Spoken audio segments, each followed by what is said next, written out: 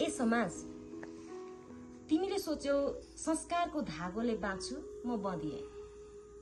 तिमी खुसी भयो कि?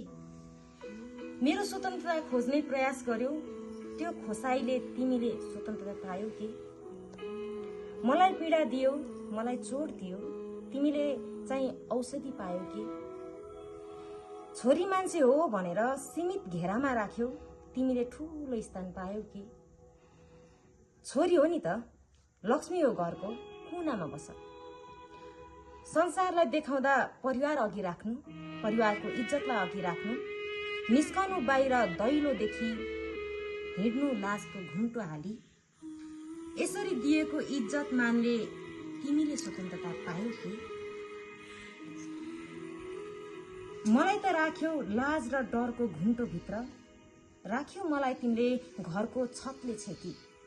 चार भित्रको पीडा लुकाउन सिकायो, मनको बाँधलाई बलियो पार्न लगायो। यस्तो गरी तिमीले तिम्रो शिरमा आकाशको खुल्लापन पायौ कि? भयो छोडा, केही गुनासो राखिन अब।